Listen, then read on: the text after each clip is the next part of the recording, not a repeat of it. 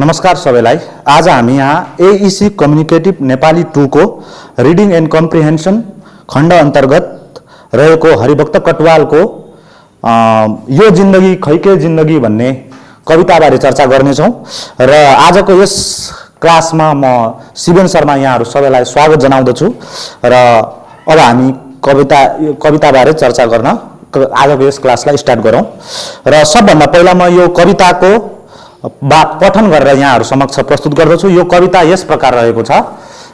यो जिन्दगी खैके जिन्दगी भन्ने कविता चाहिँ यस्तो छ र यो कविताको म पठन यहाँहरू समक्ष प्रस्तुत गर्दछु। पहिला कविता यस प्रकार छ। यो जिन्दगी खैके जिन्दगी भित्रै खोक्रिएर बाहिर बाँचेको, एटमको त्रासले चुसेको, समस्याको भूतले सताएको यो जिन्दगी खैके जिन्दगी। बन्दुकको नालमा टाउको राखेर निदाउनु पर्छ यहाँ, खुकुरीको धारमा पाइला टेकेर जिउनु पर्छ यहाँ। आँखा चिम्लन पनि जगजगी, आँखा उगार्न पनि जगजगी यो जिन्दगी खैके जिन्दगी। पसलमा सोकेसभित्र सजाइ राखेको काँचको चुरो जस्तो यो जिन्दगी, कुनै युवतीको हातमा चढ्दै प्याट्ट फुट्न सक्छ यो जिन्दगी। रबरको सस्तो चप्पल जस्तै यो जिन्दगी, बाटामा हिँड्दै च्याट्ट टुट्न सक्छ यो जिन्दगी खैके जिन्दगी। यसरी यो कविता एकदमै छोटो छ। यो कविता जम्मा 18 वटा पंक्तिमा विभाजित छ। यसमा पहिला एउटा पंक्तिपुञ्ज रहेको छ, 5 वटा पंक्तिको एउटा पंक्तिपुञ्ज रहेको छ।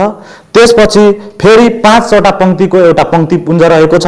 त्यसपछि पछाडि 4 + 4 गरेर 8 वटा पंक्ति वा 8 वटा लाइनको एउटा पंक्तिपुञ्ज रहेको पाइन्छ। यसरी यो कविता संरचित गरिएको पाइन्छ र सबैभन्दा पहिला हामी यो कविताको भाव पक्ष वा विचार पक्ष के छ त्यसबारे अथवा यो कविताको उद्देश्य के हो त्यसबारे हामी यहाँ चर्चा गरौँ। यो कवितामा वास्तवमा कविले युद्ध विरोधी चेतनालाई प्रस्तुत गरेको पाइन्छ। हरिभक्त कटुवाल दोस्रो विश्वयुद्धको समयमा दोस्रो विश्वयुद्ध पनि उनले देखेका थिए। भारत चीन युद्ध, भारत पाकिस्तान युद्ध पनि उनले देखेका थिए र त्यसबेला सैनिकहरूले भोग्नु परेको दुःख समस्या, मानिसले भोग्नु परेको त्रासाद स्थितिलाई पनि उनले अनुभव गरेका थिए, देखेका थिए। त्यसै कुरालाई नै यस कवितामा कविले संकेत गरेका छन्।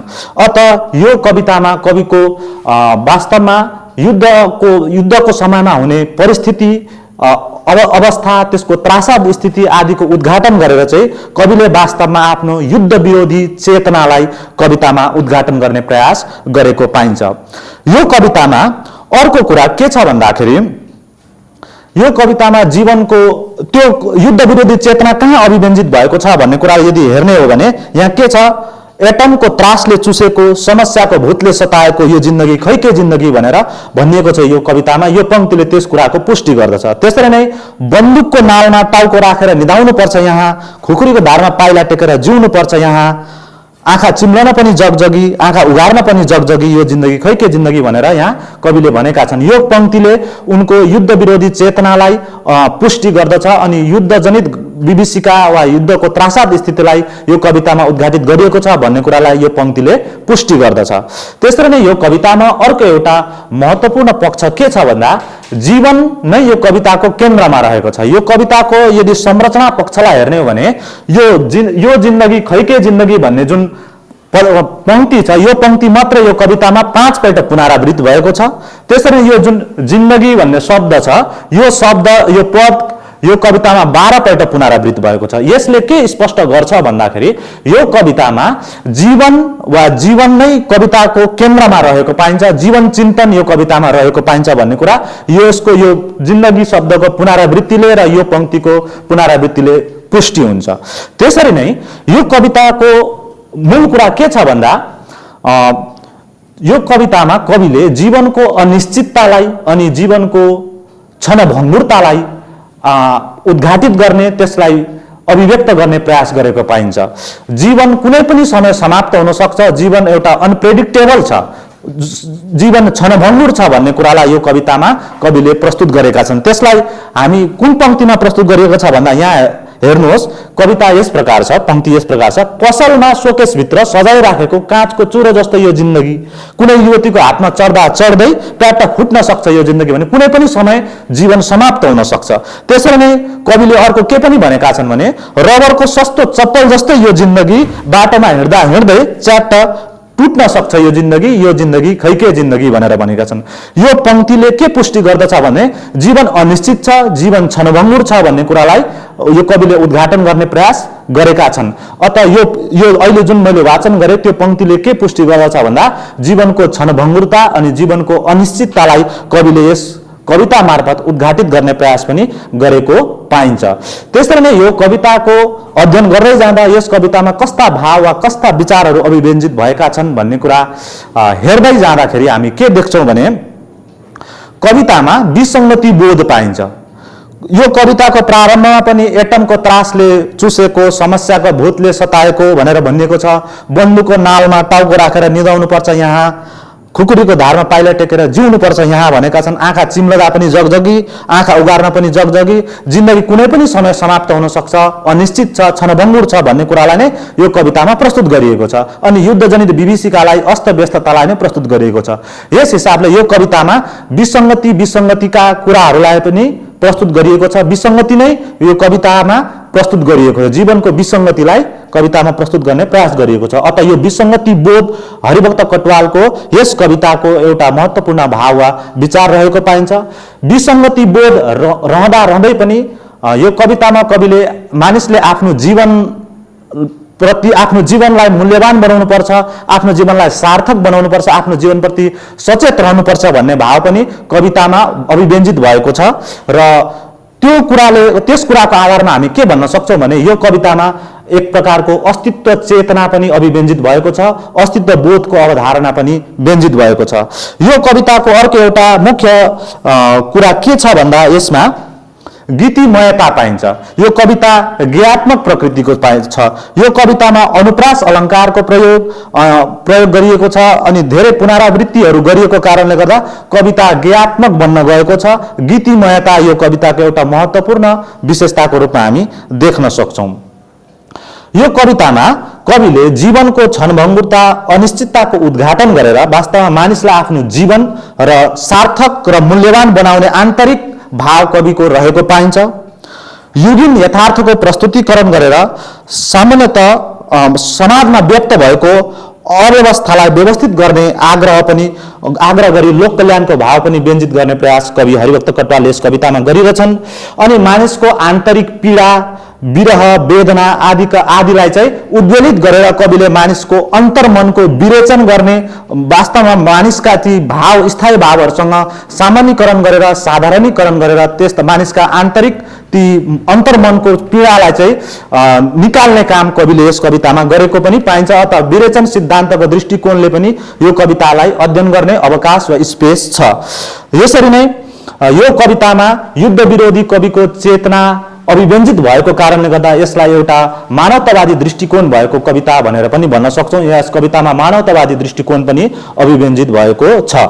र यो कवितालाई एक आख्यान शास्त्री मिखाइल बाख्तिनले समालोचकहरूलाई के भनेका छन् भने कुनै पनि कृति पढ्दाखेरि, त्यो पाठको अध्ययन गर्दाखेरि त्यो पाठमा भएको कुनै एउटा सोझो अर्थ नभएर त्यहाँ भएको अर्थको सम्भाव्यताहरू वा भविष्यत अर्थहरूको उत्खनन गर्नुपर्छ, त्यसको अन्वेषण गर्नुपर्छ भन्ने विचार मिखाइल बाख्तिनले प्रस्तुत गरेको पाइन्छ।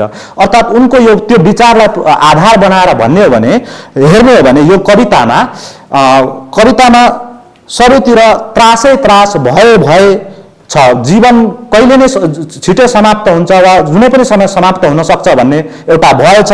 युद्धको भय देखाइएको छ, समस्याको भूतले सताएको, ती सबै कुराहरू हेर्दाखेरि यो कवितामा भयवादको सन्दर्भमा पनि यो कविताको अध्ययन गर्ने एउटा स्पेस छ। भयवादले के भन्छ भने हाम्रो मानिसको जीवन चाहिँ भयको कारणले गर्दा नियन्त्रित छ, त्यसैका कारणले गर्दा सञ्चालित छ, त्यसैद्वारा निर्देशित छ, भयद्वारा नै जीवन निर्देशित छ भन्ने कुरा भयवादी अवधारणा रहेको पाइन्छ। र यो दृष्टिकोणमा पनि यो कविताको अध्ययन गर्ने स्पेस छ, अवकाश छ। यो एउटा नयाँ दृष्टिकोणले अध्ययन गर्ने यो कवितामा त्यो एउटा अवकाश, स्पेस हामी भेट्छौँ।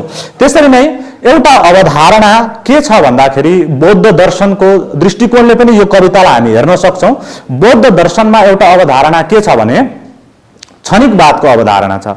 त्यो क्षणिकवादको अवधारणाले के भन्छ भने जीवन क्षणभङ्गुर छ, संसारको प्रत्येक वस्तु नै परिवर्तनशील छ, कुनै पनि समय प्रत्येक चीज नै क्षणभङ्गुर छ वा परिवर्तनशील छ भन्ने कुरा क्षणिकवादको एउटा अवधारणा छ। त्यो क्षणिकवादी अवधारणासँग पनि सामञ्जस्य बनाएर त्यसलाई पनि आधार गरेर हामी यो कविताको अध्ययन गर्ने अवकाश रहेको छ।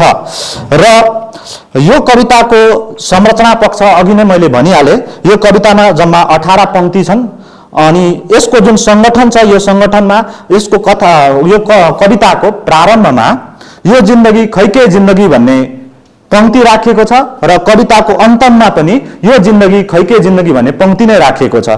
यसबाट पनि यसको जुन संरचना छ त्यो वृत्त आकारीय छ भनेर यसको आधारमा हामी भन्न सक्छौं।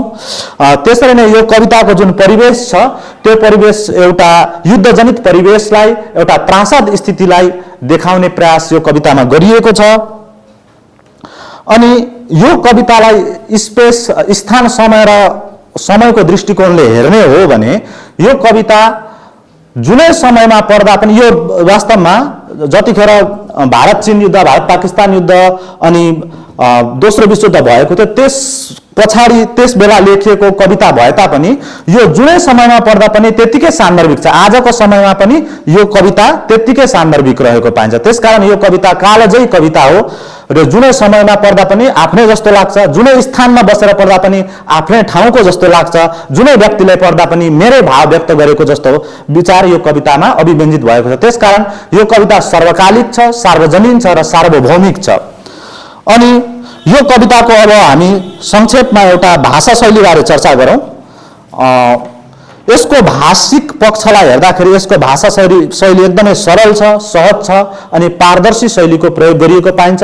थोरै पंक्ति, थोरै शब्दद्वारा धेरै र गम्भीर कुराहरू यस कवितामा गरिएको पाइन्छ। यस कवितामा धेरै अनुकरणात्मक शब्दहरूको पनि प्रयोग गरिएको पाइन्छ। जस्तै दुईवटा यहाँ उदाहरण यहाँहरु समक्ष दुईवटा यो अनुकरणात्मक शब्दको प्रयोग गरिएको छ। जस्तै एउटा हो ट्याट्ट, अर्को हो च्याट्ट। यो अनुकरणात्मक शब्द भनेको क्रियाको त्यो समध्वनिमूलक क्रियाको अनुकरणबाट उत्पन्न भएको समध्वनिमूलक शब्दलाई अनुकरणात्मक शब्द भनिन्छ। त्यस्तो त्यो अनुकरणात्मक शब्दको प्रयोग गरेर यस कवितामा कविताको जुन शैली छ शैलीलाई रोचक बनाउने प्रयास कवि हरिभक्त कटुवालले गरेको पाइन्छ। त्यसरी नै यस कवितामा यो जिन्दगी अनि यो जिन्दगी खैके जिन्दगी भन्ने जुन पदावली छ यो पदावलीलाई अनेकपल्ट पुनरावृत्ति गरिएको पाइन्छ। पुनरावृत्ति पनि यस कवितामा पाउँछौं। त्यसैले नै कवितामा धेरै द्वितीय शब्दहरूको प्रयोग गरिएको पनि पाइन्छ। द्वितीय शब्द भनेको एउटै शब्दलाई दोहोर्याएर चाहिँ निर्माण गरिएको शब्दलाई द्वितीय शब्द भनिन्छ। त्यस्ता द्वितीय शब्दहरू हेर्ने भने यो कवितामा के छन् भन्दा भित्र भित्रै, बाहिर बाहिर, त्यसरी नै हिँड्दा हिँड्दै, चढ्दा चढ्दै जस्ता द्वितीय शब्दहरूको प्रयोग यस कवितामा गरिएको पाइन्छ। कवितामा अनुप्रास अलङ्कारको प्रयोग गरिएको पाइन्छ। जस्तै बाँचेको, चुसेको, सताएको जस्ता यो पंक्तिका अन्तिममा रहेका त्यो एको आएको जुन अन्त्यको अन्त्यानुप्रास मिलाइएको पाइन्छ कवितामा। त्यसै नै यस कविताको अर्को एउटा महत्त्वपूर्ण विशेषता, भाषा शैलीगत विशेषता के हो भने कवितामा बिम्बको प्रयोग गरिएको पाइन्छ। यो बिम्ब चाहिँ वैयक्तिक बिम्ब छ, निजी बिम्ब छ। कविले जीवनलाई चाहिँ काँचको चुरासँग सादृश्य स्थापन गर्ने प्रयास गरेको छन्। काँचको चुरा चाहिँ जीवनको एउटा बिम्बको रूपमा प्रयोग गरिएको छ। त्यसरी नै रबरको सस्तो चप्पललाई चाहिँ जीवनसँग तुलना गरेको पाइन्छ कवि हरिभक्त कटुवालले। यो रबरको सस्तो चप्पल पनि जीवनको एउटा बिम्बको रूपमा यस कवितामा प्रयुक्त भएको छ र एकदमै सरल, सहज र पारदर्शी शैलीमा उनले कविता लेखेर यो कवितालाई कालजयी कविता बनाउन सक्षम भएको पाइन्छ। र यो थियो यो जिन्दगी खैके जिन्दगी कविताको एउटा छोटो विश्लेषण। यसलाई अन्य विभिन्न प्रकारले पनि विश्लेषण गर्ने अवकाश छ। यहाँहरूले त्यो गर्नुहुनेछ भन्ने म आशा राख्दछु र आजको क्लास हामी यही समाप्त गर्छौं। यहाँहरू सबैलाई धेरै धेरै धन्यवाद। Thank you.